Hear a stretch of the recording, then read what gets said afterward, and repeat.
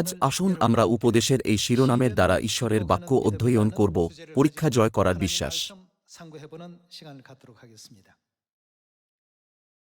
জোশিয়ান রাজবংশের সময় দুজন বণিক একসাথে যাত্রা করত। এই দুই বণিকের ব্যক্তিত্ব আলাদা ছিল। একজন অনেক অভিযোগ করত, কিন্তু অন্যজন আশাবাদী ছিল। আশাবাদী বণিক সহজ সরল ছিল বা সঠিকভাবে কাজ করতে পারত না তা নয়, বরং পরিস্থিতির সম্মুখীন হলে সে অভিযোগ করত না।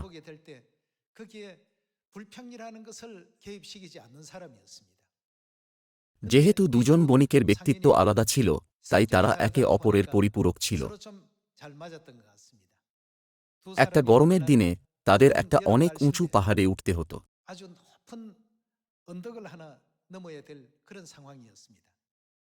যদি গাড়ি থাকত, তারা শুধু পাহাড়ের উপর দিয়ে গাড়ি চালিয়ে যেতে পারত, কিন্তু যেহেতু সেখানে কোনো গাড়ি ছিল না, তাই তাদের হেঁটেই পাহাড়ে উঠতে হতো। যে বণিক অনেক অভিযোগ করত, সে বলেছিল, উফ, এই গরম আবহাওয়ার কারণে আমি অনেক ঘেমে যাচ্ছি। আমাদের কি সত্যি এই পাহাড়ে ওঠা দরকার? সে পাহাড়ের অপর প্রান্তের গ্রামে যাওয়ার বিষয়ে অভিযোগ করেছিল। কিন্তু যে ব্যক্তি আশাবাদী ছিল সে এটাকে সেইভাবে দেখেনি। বন্ধু, তুমি কি বলছো? এই গরম আবহাওয়ায় কোন ব্যবসায়ী সেই গ্রামে জিনিস বিক্রি করার জন্য পাহাড়ে উঠে যাবে? যদি আমরা যাই, আমরা নিশ্চিতভাবে আমাদের বহন করা সবকিছু বিক্রি করতে পারব।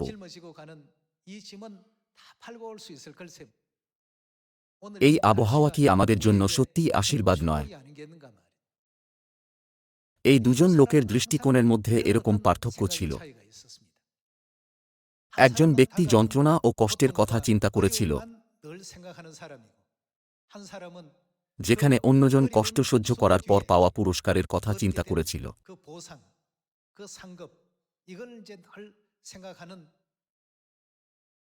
এই দুই বণিকের বিষয়ে আমার আপনাদের কাছে উল্লেখ করার কারণ হল আমাদের প্রিয় সিয়নের সমস্ত সদস্যরাও বিশ্বাসের পথে সমস্যার সম্মুখীন হন।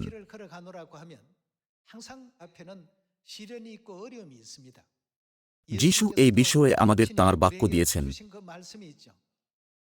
যারা যিশুর শিষ্য হতে চায়, তাদের কি বহন করা উচিত?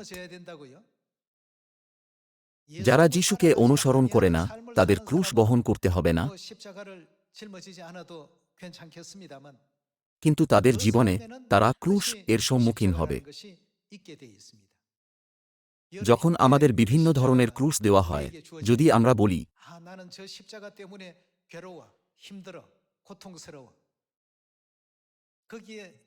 এই ক্রুশের জন্য আমি যন্ত্রণা পাচ্ছি এবং সংগ্রাম করছি এবং অভিযোগ করি, তাহলে আমরা ব্যর্থ হব। কিন্তু যারা দুঃখভোগের পর আসা পুরস্কার ও আশীর্বাদের বিষয়ে চিন্তা করে, তারা কখনো এরকম কথা বলে না।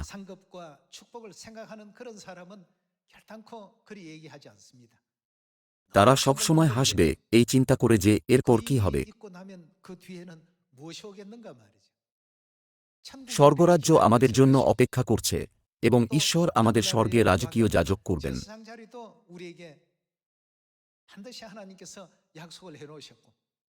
তিনি বলেছিলেন, আমি সেখানে তোমাদের জন্য স্থান প্রস্তুত করতে যাচ্ছি।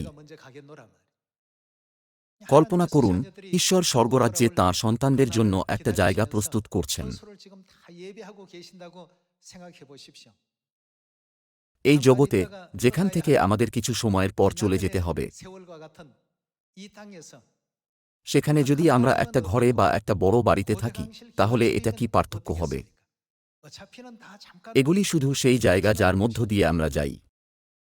এমন বিশ্বাসীরা আছে যারা যাত্রীর মতো জীবনযাপন করে, যেখানে অন্যরা ভবঘুরের মতো জীবনযাপন করে।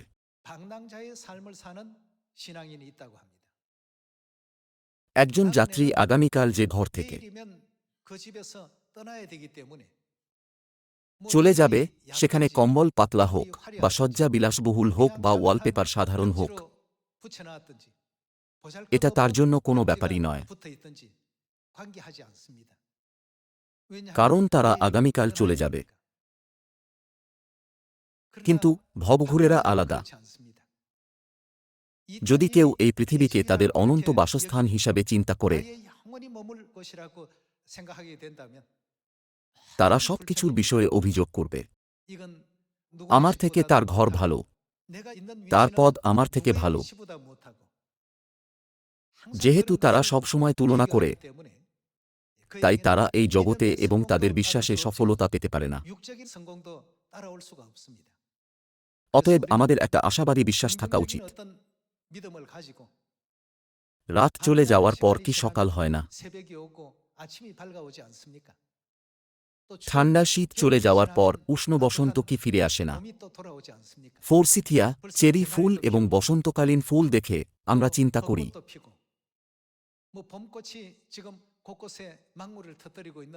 বাহ, অন্যদিন তুষারপাত হয়েছিল এবং তবুও বসন্ত আবার এসে গেছে।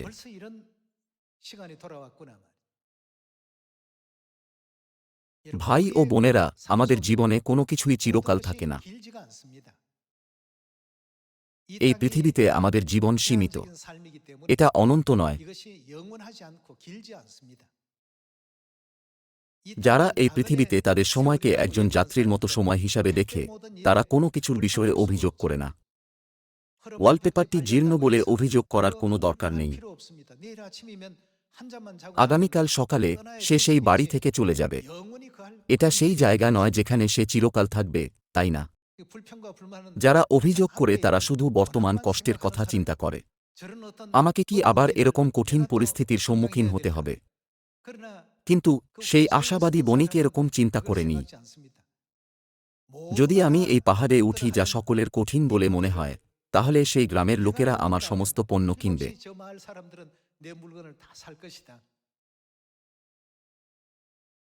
ভাই ও বোনেরা, যদি আমরা এই মানসিকতার সাথে পাহাড়ে উঠি, এটা কঠিন হবে না। আজ আসুন আমরা এটা মনে রাখি।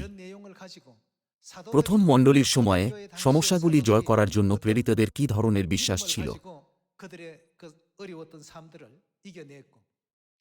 প্রেরিত পৌল 5 বার 39 বার করে চাবুকের আঘাত পেয়েছিলেন, কিন্তু তিনি বিশ্বাস করেছিলেন যে তাকে জীবনের মুকুট দেওয়া হবে। অতএব আমাদের শুধুমাত্র প্রথম মণ্ডলীর বিশ্বাসীদের জীবন্ত উদাহরণ পড়া উচিত নয়, যারা উৎসাহের সাথে তাদের দৌড় দৌড়েছিলেন, কিন্তু আমাদের বোঝা উচিত যে তারা আসলে এই ধরনের জীবনযাপন করেছিলেন এবং তাদের পদচিহ্ন অনুসরণ করা উচিত।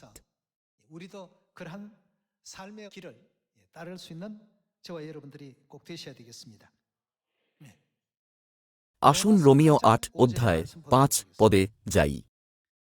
যারা শরীর অনুসারে জীবনযাপন করে তারা এই পৃথিবীকে তাদের অনন্ত বাসস্থান হিসাবে দেখে।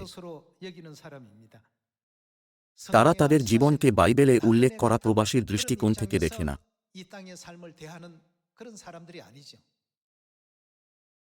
আসুন রোমিও 8 অধ্যায় 5 পদ দেখি। কেননা যাহারা মাংসের বসে আছে, তাহারা মাংসিক বিষয় ভাবে, কিন্তু যাহারা আত্মার বসে আছে, তাহারা আত্মিক বিষয় ভাবে। আমরা আত্মিক জীবনযাপন করছি, কিন্তু যারা আত্মিক জীবনযাপন করে তারা যখন জাগতিক পদ্ধতিতে আচরণ করে এবং সেই দৃষ্টিকোণ থেকে পরিস্থিতিকে ব্যাখ্যা করে, তারা নাশ হয়ে যাবে।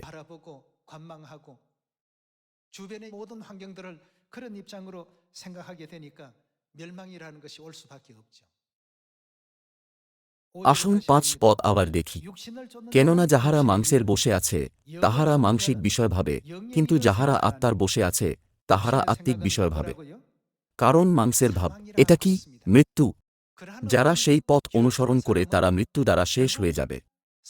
কারণ মাংসের ভাব মৃত্যু, কিন্তু আত্মার ভাব জীবন ও শান্তি। কেননা মাংসের ভাব কি হয় যদি মন শরীর দ্বারা নিয়ন্ত্রিত হয়? এটা আমাদের ঈশ্বরের শত্রু হতে পরিচালিত করে। ঈশ্বরের প্রতি শত্রুতা, কারণ তাহা ঈশ্বরের ব্যবস্থার বশীভূত হয় না, বাস্তবিক হইতে পারেও না। আর যাহারা মাংসের অধীনে থাকে, তাহারা ঈশ্বরকে সন্তুষ্ট করিতে পারে না। সন্তুষ্ট এর আগে কখনো নয় শব্দটি বাদ গেছে। এরকম লোকেরা কখনো ঈশ্বরকে সন্তুষ্ট করতে পারে না।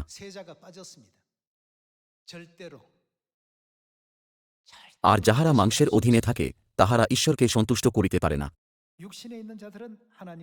পদ নয়। কিন্তু তোমরা মাংসের অধীনে ন, আত্মার অধীনে রহিয়াছ, যদি বাস্তবিক ঈশ্বরের আত্মা তোমাদিগেতে বাস করেন। কিন্তু খ্রিস্টের আত্মা যাহার নাই, সে খ্রিস্টের নয়।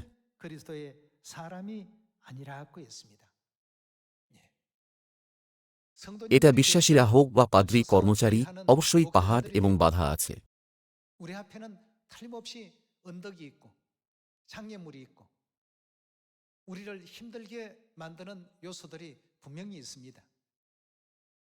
যখন আমরা সেগুলির সম্মুখীন হই, আমাদের অভিযোগ করা উচিত নয় যে আমরা সেখানে কখন পৌঁছাব। তার বদলে আমাদের উজ্জ্বল ভবিষ্যতের দিকে মনোযোগ দেওয়া উচিত, যা আমাদের অপেক্ষা করছে। কিছু লোক এই যাত্রার শেষে থাকা স্বর্গের গুপ্তধনের আশা করার আনন্দের সাথে পথে চলে, যেখানে অন্যরা শুধুমাত্র বর্তমান কষ্টের কথা চিন্তা করে এবং বলে, ওহো আমার, এটা খুবই কঠিন, আমি মারা যাব। শেষে পরের দলটি আশা ছেড়ে দেবে। এই মানসিকতা নিয়ে তারা কখনোই শীর্ষে পৌঁছাতে পারবে না। কল্পনা করুন যে পাহাড়ের উপরে একটা বিশাল গুপ্তধন আছে। কে সেই পাহাড়ে উঠবে না? এমনকি যারা খুব কম হাঁটতে পারে তারাও সেখানে উড়ে যাবে। সেই শক্তি কি যা আমাদের উঠতে সক্ষম করে? এটা কি স্বর্গের আশা নয় যা স্বর্গীয় মাতা আমাদের দিয়েছেন? যদিও আমাদের সেই মহিমার দিকে দেখে সুসমাচার পথে চলা উচিত, আমরা কি চিন্তা করি না, ওহো না, এই গরম আবহাওয়ায় সেই পাহাড়ে ওঠার সময় আমার অনেক ঘাম হবে। যদি আমরা চিন্তা করি ওই পাহাড়ের ওপারে অসংখ্য লোকেরা বাপ্তিস্ম নেওয়ার জন্য অপেক্ষা করছে, তাহলে সেই পদক্ষেপগুলি কঠিন হবে না। আসুন আমরা 13 পদ দেখি। 8 অধ্যায় 13 পদ। কারণ যদি মাংসের বশে জীবন যাপন করো, তবে তোমরা নিশ্চয় মরিবে, কিন্তু যদি আত্মাতে দেহের ক্রিয়া সকল মৃত্যুসাৎ করো, তবে জীবিত থাকিবে। কেননা যত লোক ঈশ্বরের আত্মা দ্বারা চালিত হয়, তাহারাই ঈশ্বরের পুত্র। বস্তুত তোমরা দাসত্বের আত্মা পাও নাই যে আবার ভয় করিবে, কিন্তু দত্তক পুত্রতার আত্মা পাইয়াছ, যে আত্মাতে আমরা আব্বা, পিতা বলিয়া ডাকিয়া উঠি। 16 পদ। আত্মা আপনিও আমাদের আত্মার সহিত সাক্ষ্য দিতেছেন যে আমরা ঈশ্বরের সন্তান। আর যখন সন্তান, তখন দায়াদ, ঈশ্বরের দায়াদ ও খ্রিস্টের সহদায়াদ, যদি বাস্তবিক আমরা তাঁহার সহিত। আমাদের কিসে অংশ নেওয়া উচিত? দুঃখভোগ হল এমন কিছু যা যে কেউ, যারা খ্রিস্টের জীবনকে অনুসরণ করে তারা সেটার অভিজ্ঞতা লাভ করে। আমরা তাঁহার সহিত দুঃখভোগ করি, যেন তাঁহার সহিত প্রতাপান্বিত হই। 18 পদ। কারণ আমার মীমাংসা এই, আমাদের প্রতি যে প্রতাপ প্রকাশিত হইবে, তাহার সঙ্গে এই বর্তমান কালের দুঃখভোগ। আমাদের বর্তমান কালের দুঃখভোগ কিসের যোগ্য নয়? তুলনার যোগ্য নয়। ঈশ্বর চান যেন আমরা এই বিশ্বাস রাখি। সমস্যার দিকে দেখার এবং এই চিন্তা করার পরিবর্তে যে আমাকে কি আবার এটা সমাধান করতে হবে, আমি কিভাবে এই ভারী বোঝা বহন করব, আমাদের চিন্তা করা উচিত এই ভারী বোঝা বহন করার দ্বারা আমি অনেক লোককে এই পথে পরিচালিত করতে পারব।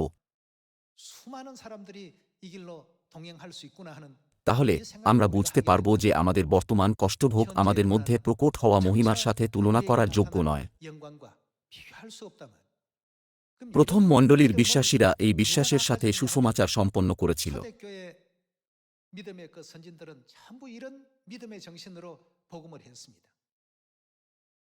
পৌলকে 39টি করে চাবুকের আঘাত করা হয়েছিল, লাঠি দিয়ে মারা হয়েছিল, পাথর মারা হয়েছিল এবং একদিন ও এক রাত খোলা সমুদ্রে কাটিয়েছিলেন। কিন্তু কোনো কিছুই তাকে সুসমাচার প্রচার করা থেকে থামাতে পারেনি। তিনি কিসের বিষয়ে চিন্তা করছিলেন? কারণ তিনি ভবিষ্যতের মহিমার দিকে তাকিয়েছিলেন। আমরা বলি আমাদের বিশ্বাস আছে, কিন্তু যে পরিস্থিতিতে বিশ্বাসের প্রয়োজন আমরা চিন্তা করি, আমি কিভাবে আবার সেই পথে চলতে পারি? যদিও শেষে আমাদের জন্য সম্পদ অপেক্ষা করছে। আমাদের চিন্তা করা উচিত এই দুই ধরনের লোকেদের মধ্যে সুসমাচার মিশন পূর্ণ করার জন্য আমাদের কোন বৈশিষ্ট্য থাকা উচিত?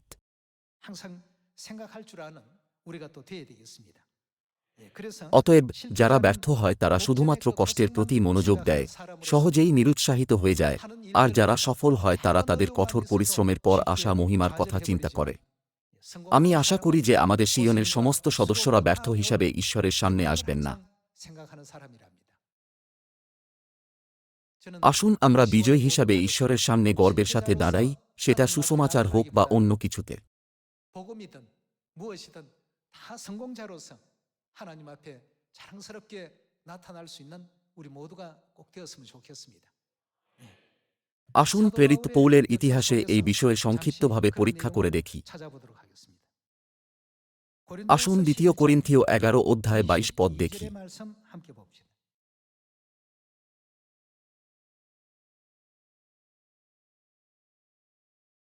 উহারা কি ইব্রিয়? আমিও তাহাই। উহারা কি ইসরায়েলীয়? আমিও তাহাই। উহারা কি অব্রাহামের বংশ? উহারা কি খ্রিস্টের পরিচারক? হতবুদ্ধির ন্যায় বলিতেছি, আমি অধিকতর, আমি পরিশ্রমে অতিমাত্ররূপে, কারাবন্ধনে অতিমাত্ররূপে, প্রহারে অতিরিক্তরূপে, প্রাণসংশয়ে অনেকবার। যিহুদীদের হইতে 5 বার 39 আঘাত প্রাপ্ত হইয়াছি। 3 বার বেত্রাঘাত, 1 বার প্রস্তরাঘাত, 3 বার নৌকাভঙ্গ সহ্য করিয়াছি, অগাধ জলে 1 দিবারাত্র যাপন করিয়াছি।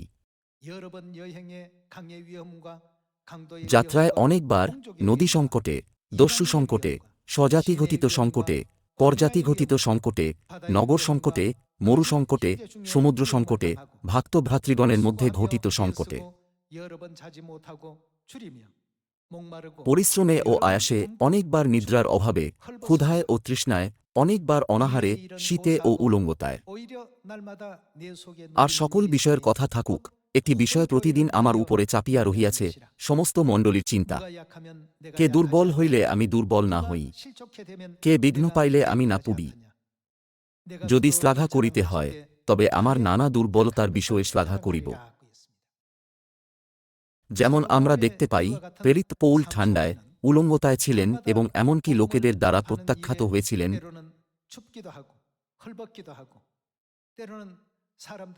তবুও তিনি অনবরত ঈশ্বরের জীবনের বাক্য লোকেদের সাথে ভাগ করেছিলেন। কারণ যখন তারা জীবনের বাক্য গ্রহণ করবে, তাদের পাপ ক্ষমা করা হবে এবং নরকের বদলে তারা অনন্ত স্বর্গরাজ্যে যাবে। পৌল ভেবেছিলেন যে প্রত্যেক ব্যক্তিকে স্বর্গরাজ্য দেওয়া হল একটা মহান সম্পদ।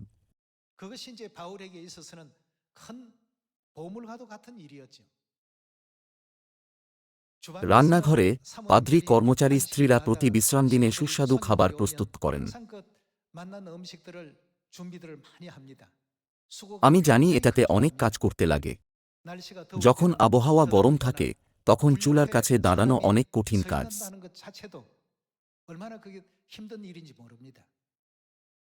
কিন্তু এই সমস্ত প্রচেষ্টার শেষে আমাদের হারিয়ে যাওয়া স্বর্গীয় পরিবারের সদস্যরা পিতা ও মাতার কাছে ফিরে আসবে। সেই দিন যখন সুসমাচার সম্পূর্ণ হবে, আমরা ঈশ্বরের আত্মিক সাদৃশ্যে রূপান্তরিত হব এবং স্বর্গে ফিরে যাব। এই বিশ্বাসের সাথে পাদ্রী কর্মচারী এবং তাদের স্ত্রীরা তাদের নিজের নিজের পাহাড়ে আরোহণ করে পরিশ্রমের সাথে কাজ করছেন।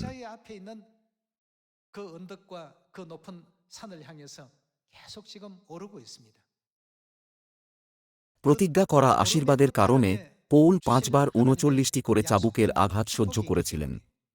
যদিও তিনি ঠান্ডায়, উলঙ্গতায় এবং ক্ষুধার্ত ছিলেন, তিনি কখনো সুসমাচার প্রচার বন্ধ করেননি।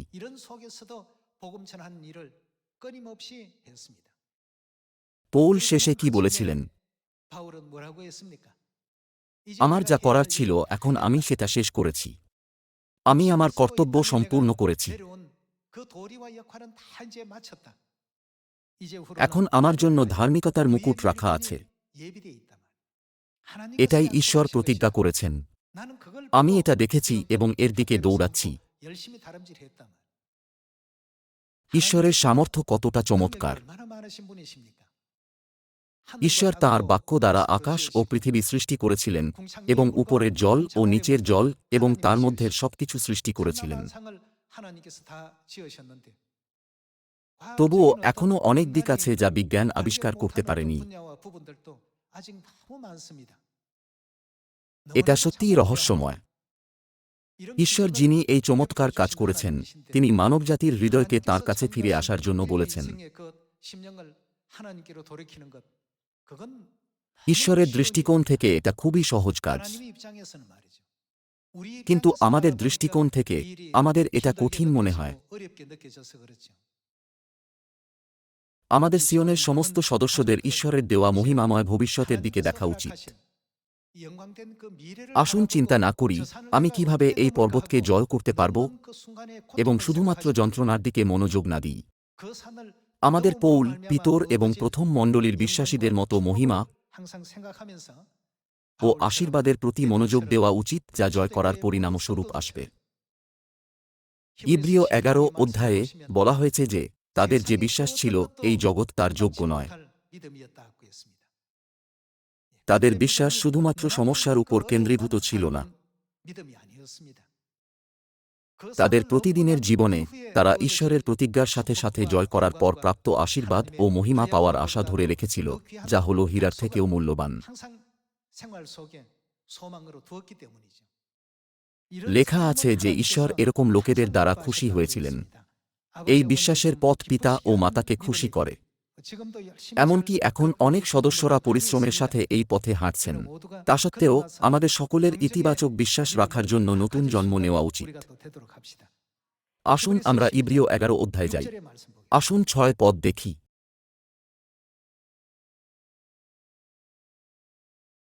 কিন্তু বিনা বিশ্বাসে, বিশ্বাস ছাড়া এটা কেমন?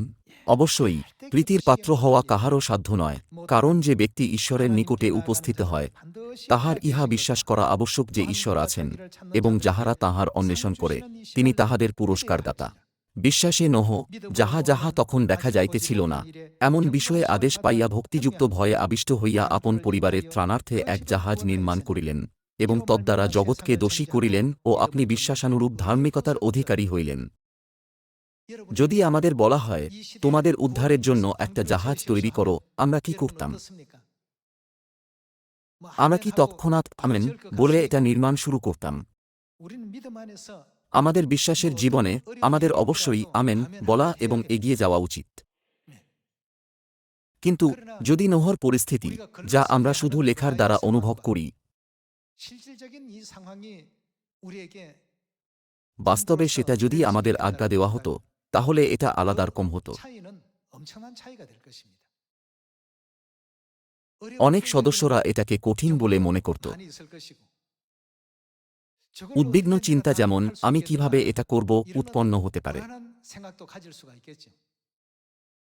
10 জন গুপ্তচর এটাই চিন্তা করেছিল। আমরা কিভাবে ইসরায়েলের অনভিজ্ঞ সেনাদের দ্বারা জিরিহোর বড় দুর্গ অধিকার করতে পারব?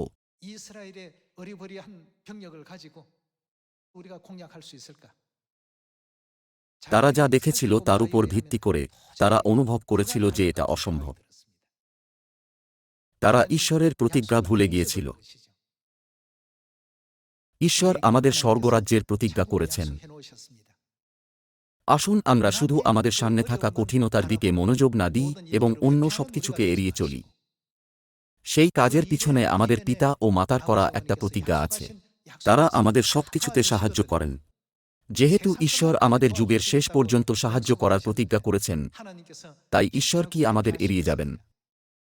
এমনকি ইব্রিয় 11 অধ্যায়ে নোহর বিষয়ে যা লেখা আছে সেটা দেখে আমরা দেখতে পারি যে যদি নোহর সময়ের লোকেদের বলা হতো একটা জাহাজ বানাও, তাহলে প্রায় কেউই সহজেই অনুসরণ করত না। যেহেতু নোহর মতো বিশ্বাসী কেউ ছিল না, তাই ঈশ্বর কি নোহকে এটা বলেননি? আসুন আমরা 11 অধ্যায় 24 পদ পড়ি। বিশ্বাসে মোশি বয়প্রাপ্ত হইলে পর ফরৌনের কন্যার পুত্র বলিয়া আখ্যাত হইতে অস্বীকার করিলেন। তিনি পাপজাত ক্ষণিক সুখভোগ অপেক্ষা বরং ঈশ্বরের প্রজাবৃন্দের সঙ্গে দুঃখভোগ মনোনীত করিলেন। মোশি দুর্ব্যবহার পাওয়াকে বেছে নিয়েছিলেন কারণ তিনি জানতেন যে ঈশ্বর দুধ ও মধুর ধারা প্রবাহিত কনান দেশ দেবেন। 그 가나안 땅. যেহেতু তিনি বিশ্বাস করেছিলেন যে ঈশ্বর তাঁর লোকেদের সেই দেশ দেবেন, 갖고 진행했기 때문에 তাই তিনি মিশরে পাপময় আনন্দ উপভোগ করার থেকে তাদের সাথে দুঃখ ভোগ করাতে বেশি আনন্দ খুঁজে 하나님의 পেয়েছিলেন। 백성과 함께 잠시 잠깐 고난 받기를 오히려 더 기뻐하고 즐거워했다고 했습니다. 26절에 ২৬ পদ। তিনি মিশরের সমস্ত ধন অপেক্ষা খ্রিস্টের দুর্নাম মহাধন জ্ঞান করিলেন, কেননা তিনি কি দেখছিলেন? পুরস্কার দানের প্রতি দৃষ্টি রাখিতেন। আমাদের এই আশা রাখা উচিত যে একবার আমরা সেই পাহাড়ে উঠলে অসীম আশীর্বাদ ও সম্পদ আমাদের সামনে প্রকট হবে।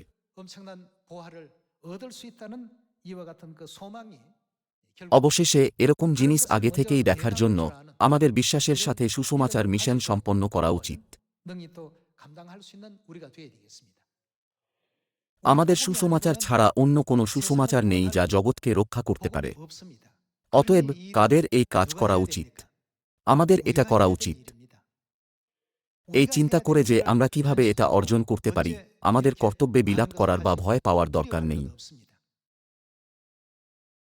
যখন আপনারা সত্য গ্রহণ করেছিলেন, তখন হয়তো একজন বা দুজন লোক সেই পথে চলেছিলেন, কিন্তু শীঘ্রই আরও লোকেরা সেই পথে হাঁটছে।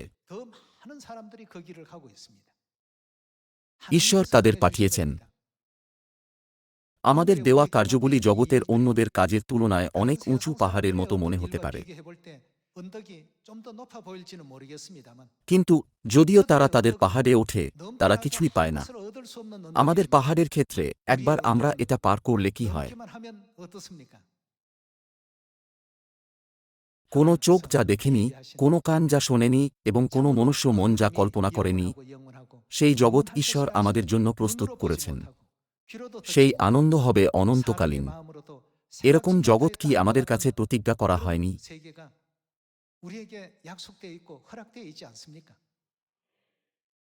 40 বছরের যাত্রায় কেন সমস্ত 6 লক্ষ ইসরায়েলীয় পুরুষ, যারা 10 জন গুপ্তচরের সাথে অভিযোগ করেছিল, তারা মারা গিয়েছিল?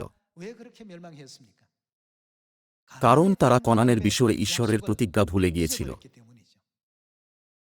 আসুন আমরা মনে রাখি, মাতা সবসময় বলেন, আমাদের কি স্বর্গের আশা নেই? স্বর্গরাজ্য কি আমাদের জন্য অপেক্ষা করছে না? এই কথাগুলি আমার হৃদয়ে গভীরভাবে অঙ্কিত হয়েছে। যখন আমরা স্বর্গের কথা চিন্তা করি, এই পৃথিবীর জিনিস কিছুই নয়। সময় চলে যায় যদিও আমরা একটু বেশি খাই বা একটু কম খাই।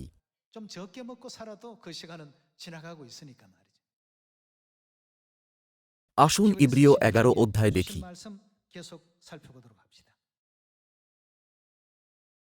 11 অধ্যায় 32 পদে লেখা আছে, আর অধিক কি বলিব? গিদিয়ন, বারক, শিমশোন, জিপ্তহ এবং দাউদ ও শমূয়েল ও ভাববাদীগণ, এই সকলের বৃত্তান্ত বলিতে গেলে সময়ের অকুলান হইবে।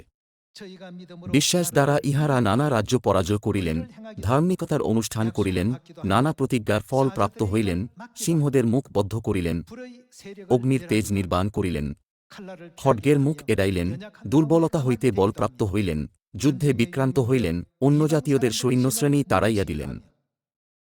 নারীগণ আপন আপন মৃত লোককে পুনরুত্থান দ্বারা পুনঃপ্রাপ্ত হইলেন, অন্যেরা প্রহার দ্বারা নিহত হইলেন, মুক্তি গ্রহণ করেন নাই, যেন শ্রেষ্ঠ পুনরুত্থানের ভাগী হইতে পারেন। আর অন্যেরা বিদ্রূপের ও কষাঘাতের, অধিকন্তু বন্ধনের ও কারাগারের পরীক্ষা ভোগ করিলেন। তাহারা প্রস্তরাঘাতে হত, পরীক্ষিত, করাত দ্বারা বিদীর্ণ, খড়গ দ্বারা নিহত হইলেন। তাহারা মেষের ও ছাগের চর্ম পরিয়া বেড়াইতেন, দিনহীন, ক্লিষ্ট, উপদ্রুত হইতেন। এই জগৎ যাহাদের যোগ্য ছিল না। জগৎ কি ছিল? এটা যাহাদের যোগ্য ছিল না। তাদের বিশ্বাস কোথা থেকে এসেছিল? যদি তারা শুধু এই জগৎকে দেখত, তারা কখনো এই বিশ্বাস রাখতে পারত না। তাদের এরকম বিশ্বাস ছিল কারণ তারা স্বর্গের গুপ্তধন দেখেছিল, যা ঈশ্বর পাহাড়ের ওপারে প্রস্তুত করছেন। যদিও এই পথ খাড়া, তবুও এটা কঠিন নয়, কারণ আমাদের আশা সেখানে নিহিত আছে।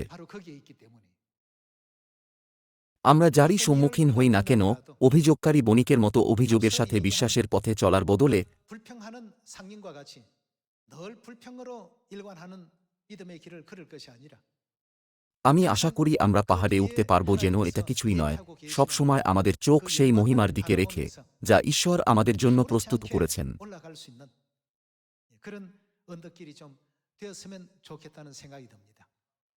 আপনারা যা কিছু করছেন সবই আশীর্বাদপূর্ণ। আপনারা জগৎকে রক্ষা করছেন এবং অন্ধকারকে জ্যোতিতে পরিবর্তন করছেন।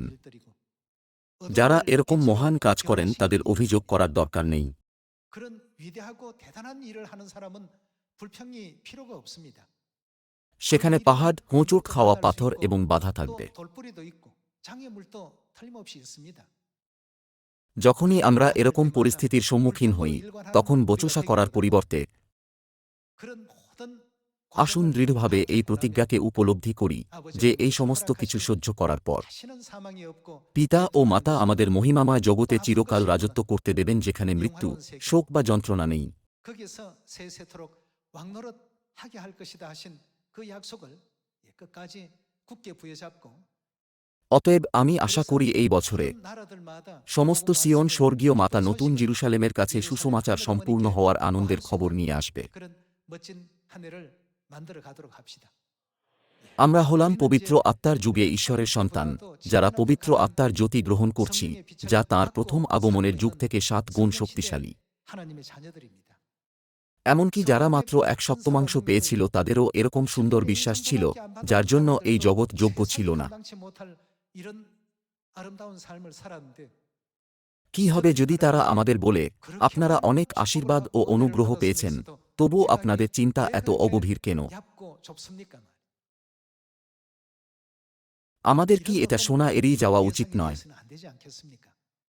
যন্ত্রণা হল ক্ষণিকের। 잠시 잠깐이지만 যখনই আমরা পরের জগতের কথা চিন্তা করি, আমরা অনেক খুশি হই। 행복하고 황홀합니다. আমি আশা করি যে এরকম বিশ্বাসের সাথে আমরা স্বর্গীয় পিতাকে খুশি করতে পারব এবং স্বর্গীয় মাতাকে গর্বিত করতে পারব। 그런 훌륭한 우리 시골의 자녀 এর দ্বারা আমি উপদেশ সমাপ্ত করি। 말씀 আপনাদের ধন্যবাদ। 감사합니다.